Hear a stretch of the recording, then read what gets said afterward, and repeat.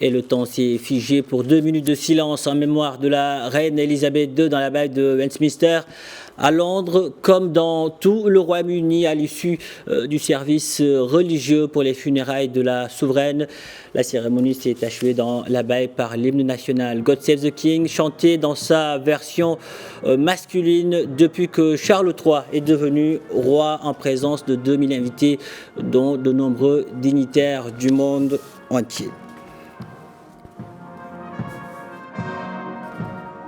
Et pour commenter les temps forts de ces funérailles, Nadia Pacro, la coordinatrice générale de la rédaction francophone à Médian TV, vient de me rejoindre sur ce plateau. Bonjour Nadia. Bonjour Pape. Alors, ces funérailles, elles sont symboliques et historiques à plusieurs titres. Oui, exactement, Pape.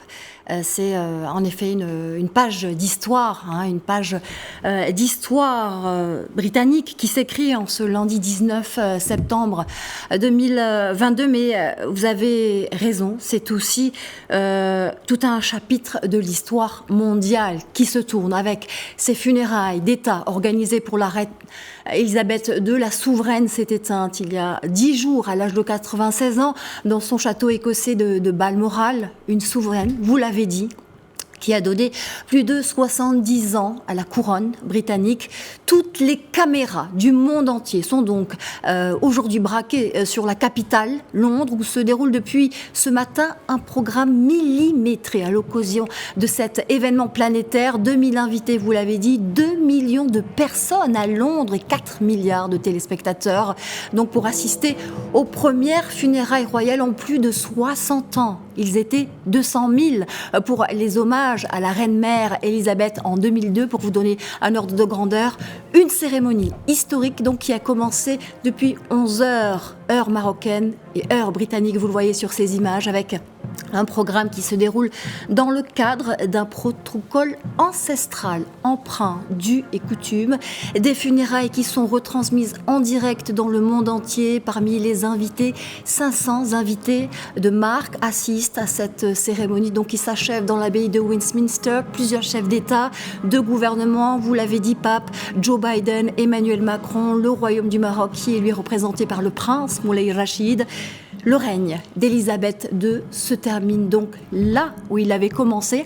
En 1953, l'abbaye de Westminster a été en effet choisie pour les funérailles avec ce point final d'un protocole grandiose. Dans ce quartier de Westminster, pour aller un peu plus loin, les dernières personnes ont pu s'incliner devant le cercueil de la reine jusqu'à 7h30 ce lundi matin. Mais les portes sont désormais fermées et le public ne peut plus accéder. Après ces 4 jours d'exposition du cercueil de la reine, l'heure, Pape, est maintenant à l'émotion pour les Britanniques qui suivent les différentes étapes de ces funérailles. Quelques détails de ce protocole, ce sont les soldats du 1er bataillon de grenadiers que nous voyons donc à l'écran, de la reine, qui ont soulevé le cercueil de son catafalque, porté donc par 8 soldats et 8 grenadiers. Le cercueil de la reine a fait son entrée tout à l'heure dans l'abbaye de Westminster au son de la cornemuse. Et il faut savoir, Pape, que c'est la reine Elisabeth II elle-même qui a choisi les prières et les chants de cette cérémonie religieuse. Elle ne la voulait surtout pas ennuyeuse, à en croire l'ancien archevêque d'York. Et c'est Liz Truss, la première ministre et la secrétaire générale du Commonwealth, qui ont lu les textes. L'archevêque de Canterbury, nous l'avons vu à lui prononcer le sermon juste avant que ne retentisse la sonnerie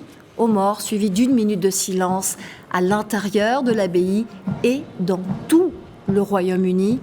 Ensuite, ce sera l'heure pour les Britanniques de rendre un ultime hommage à la souveraine au passage de son cercueil dans toutes les rues de Londres. Il faut dire que dès 3 heures du matin, ce sont des centaines, puis des milliers de personnes qui ont pressé le pas pour accéder au parcours de cette procession et tenter d'apercevoir le cercueil. Alors, Pape, l'image qui restera sans doute l'une des images les plus fortes de la journée, c'est celle du nouveau roi, Charles III, marchant derrière le cercueil de sa mère. Alors, au moment où se termineront les funérailles, c'est-à-dire dans quelques minutes à peine, nous le voyons sur ces images, le cercueil de la reine sera redisposé à l'affût du canon vers 13h15, c'est-à-dire incessamment sous Pau, donc vers Wellington, à Hyde Park Corner, vers 14h. Et c'est ici qu'un corbillard viendra charger le cercueil avant de le transférer au château de Windsor, cette fois situé à 30 km de là. Ensuite, prochaine étape, 16h10, une procession débutera à l'arrivée du cortège dans la ville de Windsor. Donc, elle accompagnera le cercueil de la souveraine jusqu'à la chapelle royale de Saint-Georges au château de Windsor. Un service religieux, il sera donné à partir de 17h en présence de 800 personnes. Enfin, Élisabeth II sera ensuite inhumée ce soir à 20h30 lors d'une cérémonie privée en présence, cette fois, pape, des seuls membres de la famille royale sans caméra. Son cercueil.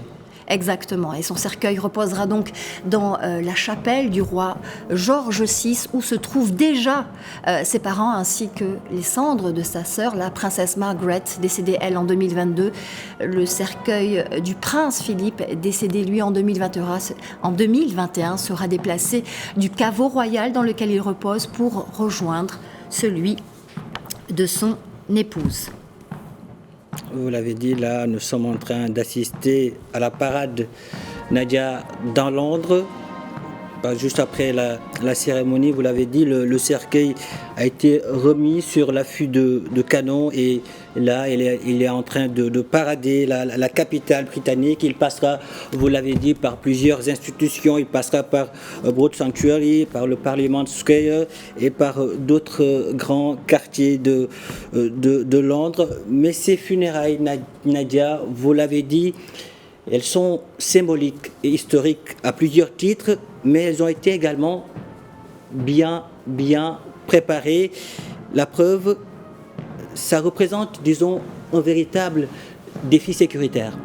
Oui, complètement, Pape. C'est vrai que c'est un sacré challenge pour le maire de Londres, Sadiq Khan, décrit lui une affluence jamais vue dans la capitale britannique. Les autorités ont dû coordonner leurs efforts pour appréhender au mieux les menaces possibles. Le ministère de l'Intérieur, mais aussi la Met Police. La Met Police, Pape, ce sont les forces de l'ordre du Grand Londres, mais aussi les renseignements britanniques qui travaillent même depuis des lustres, il faut le dire, sur le dispositif qui a commencé à être mis en branle depuis le décès de la reine.